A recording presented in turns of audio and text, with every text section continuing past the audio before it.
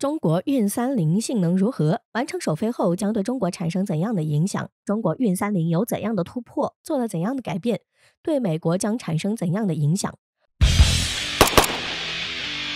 我们都知道，此前有消息称，中国一次性就派遣18架运20运输机为塞尔维亚运输武器装备，这也是中国运20为数不多的大规模运输任务。值得一提的是，中国运20自2016年正式服役，其首次执行比较大规模的运输任务是在2020年初的新冠疫情期间，作为运送医疗物资之用，而且就是从那时起，运20就一直在扩大业务范围，其中就包括飞往欧洲，但是却没有像这次行动规模这样庞大。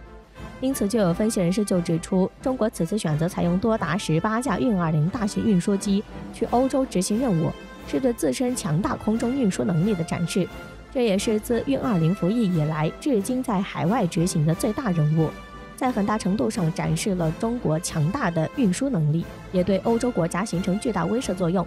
分析人士也指出，长期以来中国一直缺乏快速远端投送能力，这也一直是中国的弱项，但是现如今中国已经完全克服了这一问题，而且已经完全具备了长途战略运输能力，这也将加快中国在运输机上的飞速发展。因此，从以上我们可以看出，中国在运输机的发展上取得了巨大的成就，这对于中国在运输机上的发展也将有很大的促进作用。这不，中国除了在运20运输机上取得了如此大的成就，还在新款运输机的发展上取得了巨大突破。这不，有消息称，中国在最新一款运输机运30运输机的研制上取得了巨大突破，已经成功研制出来，很快将会迎来首飞。这对于中国运输机的发展有着极其重要的意义，并且将在很大程度上提升中国的运输能力。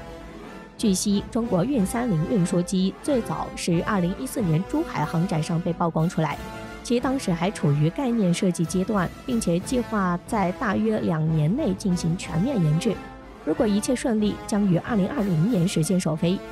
据相关资料显示，中国运30的最大速度为每小时600到700公里，满载航程为6000到7000公里，其最大起飞重量估计在80吨级，是中国正在研制的最新中型运输机，为4发涡桨中型运输机。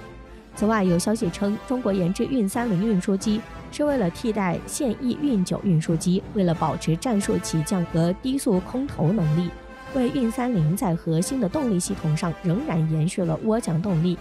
但是为了满足20到30吨的载重需求，运30计划装备的涡桨10发动机单台输出功率至少要达到5500千瓦。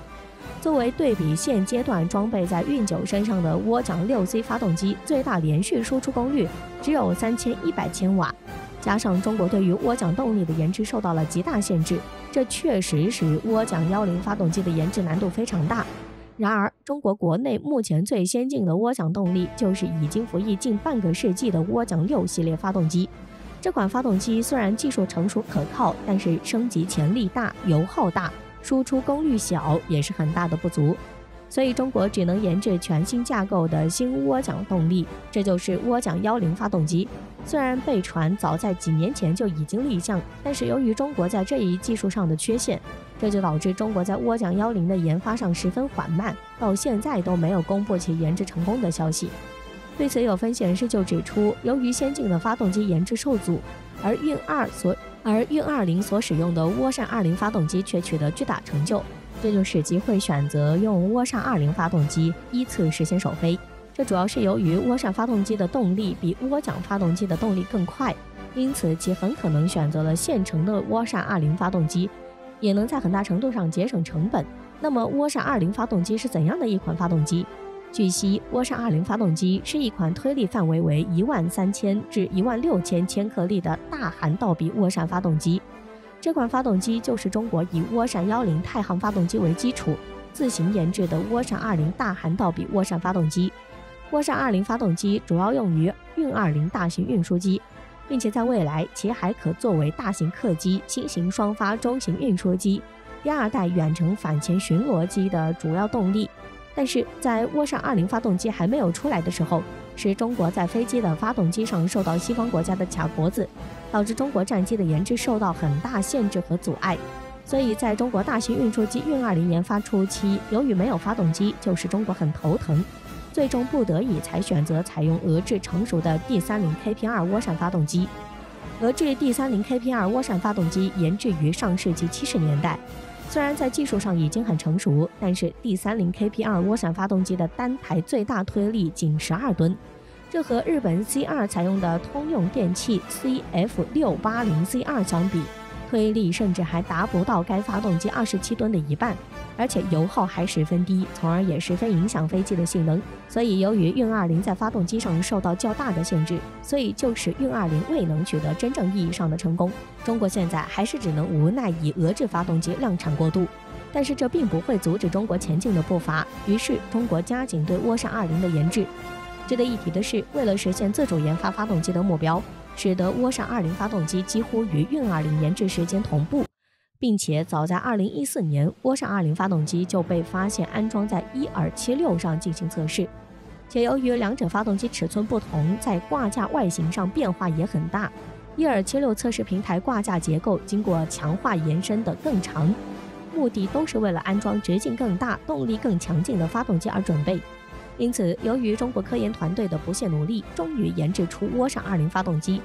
且涡扇20发动机作为国产新一代大涵道比发动机，相比 D30KP2 涡扇发动机，单台最大推力为15吨，耗油量为 0.57， 这就使运20在2020年可以换装涡扇20发送，并且换发后的运20B 运输机在最大载荷66吨的情况下，最大航程可以提升 20%， 超过5000公里，这就完全超越了伊尔76，并且与美国 C17 环球霸王3相接近。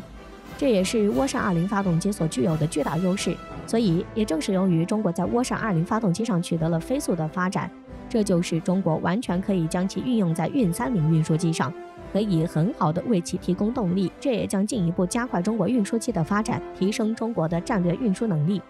这对于美国来说也将是巨大的威慑作用。因此，随着中国运30运输机即将完成首飞，这对于中国来说将有极其重要的军事作用，而且很可能成为全球最厉害运输机。有消息称，中国运30运输机还能搭载发射东风导弹，这对于中国来说也是巨大的提升与突破，也能够发挥出更大的威力与作用，且能通过远程对敌军实施巨大打击，实现最大的破坏效果。对于中国运30运输机的研制成功，将在很大程度上加快提升中国的运输能力。有分显示指出，由于其具备的超强能力，将很有可能会一举碾压美军的 C17 运输机，这对于美国来说将是巨大的挑战，也将对其形成更大的威慑作用。